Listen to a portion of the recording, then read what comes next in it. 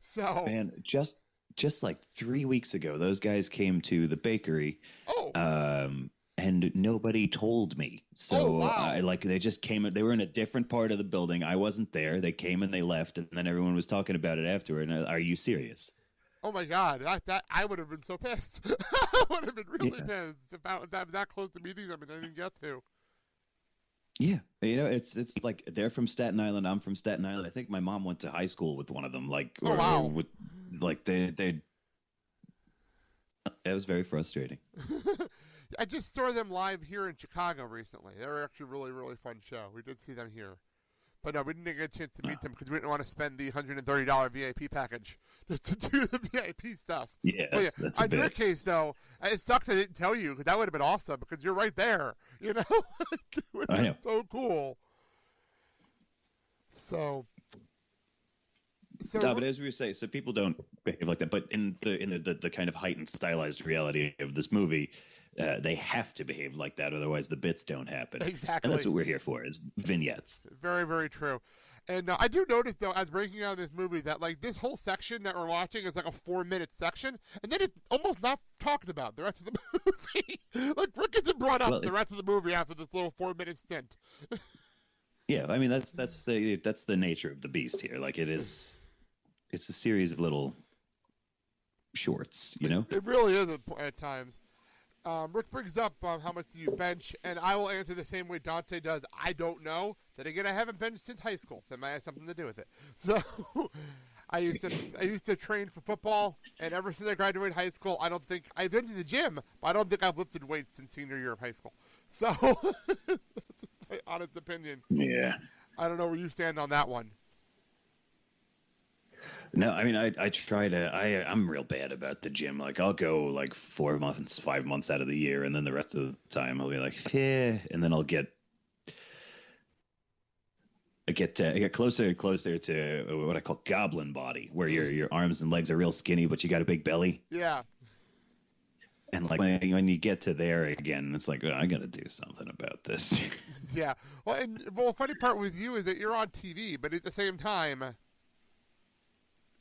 it doesn't need to be perfect. You know, one of those situations where it's kind of Yeah, shown. I mean, Yeah, like a chef code's pretty forgiving, and exactly. also you work in a bakery, and people are like, well, of course he's getting fat. He works in a bakery.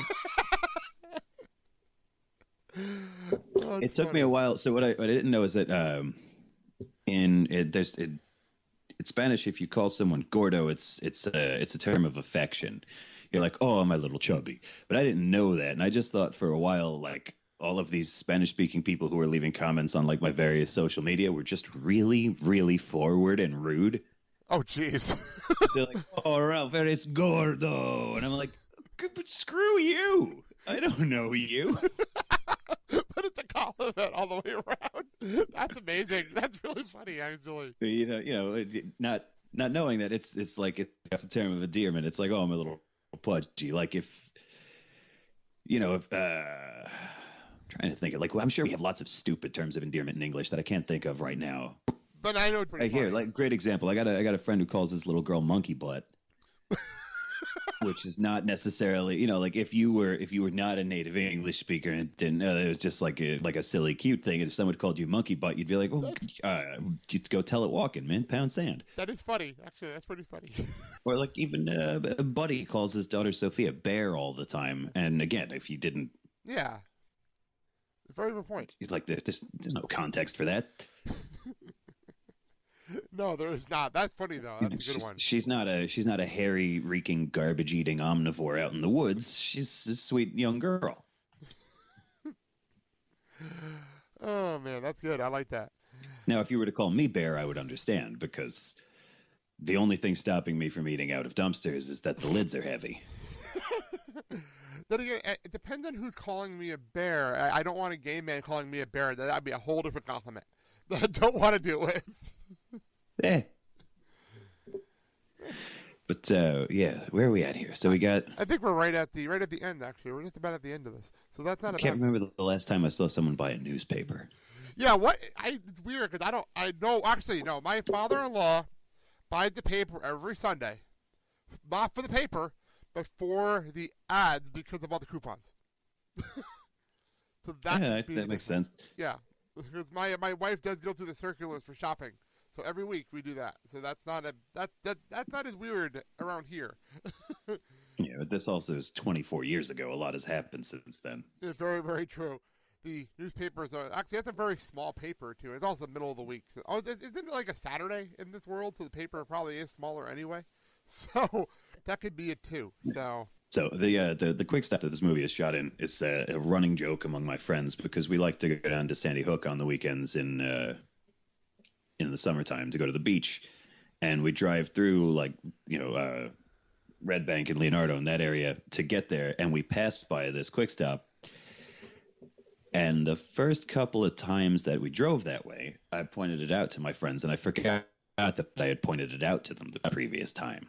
And so, like the third time, they're like, as we were driving up to it, somebody was like, "Oh, hey, Ralph, did you know that the quick stop they shot Clerks at is right over here?" And I was like, "Oh, I didn't know that." So after that, I made sure to point it out every single time.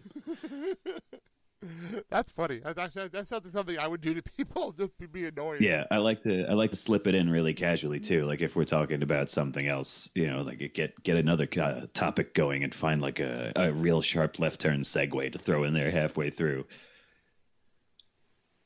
I think it was like two weeks. Go ahead.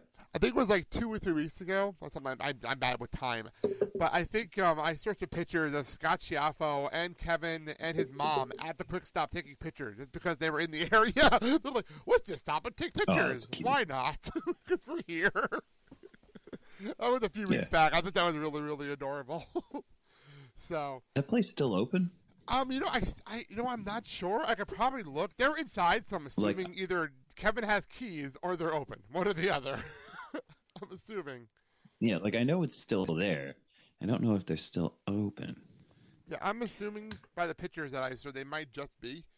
So I can tell you when I go out there in August, I plan on going down to Red Bank to go to the store, so I can always I'll go down to Stash, so I'll check it out.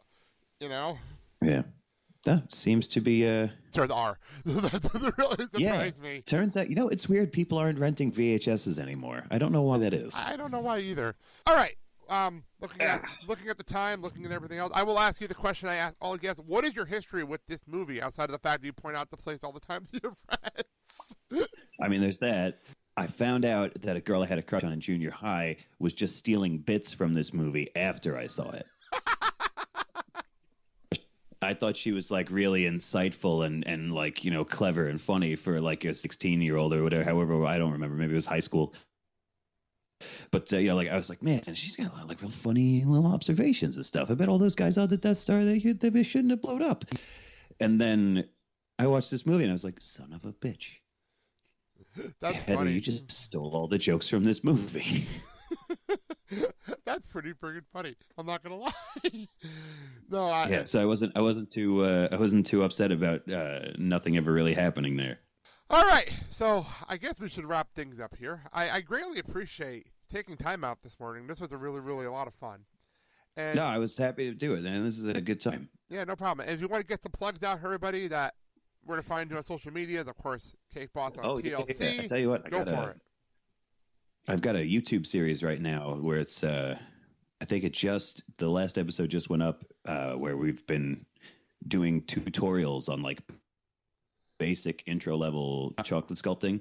Right. So it's like really, really simple stuff, but it's stuff that you could do at home. Oh, cool. And we're going to start shooting sort of a follow-up to that, which I don't know how much I could say about it, but it's going to be a little bit more advanced. It's going to be less of tutorials for people at home and more of just like kind of showing off and doing some really weird stuff.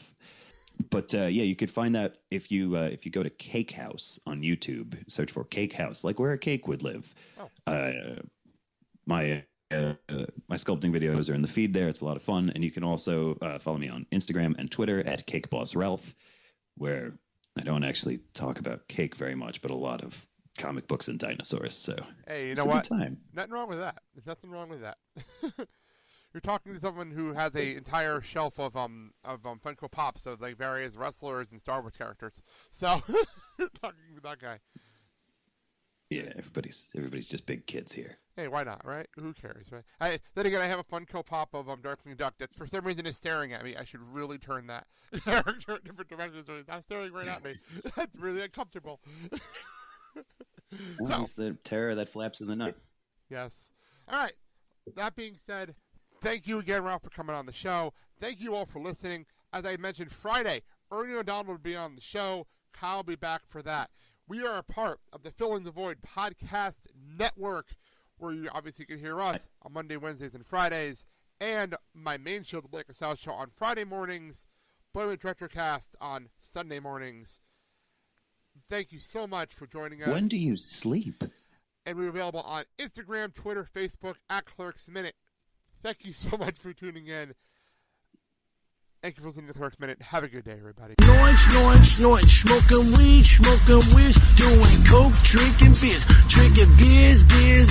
rolling fatties, smoking blunts. Who smokes blunts? Who smokes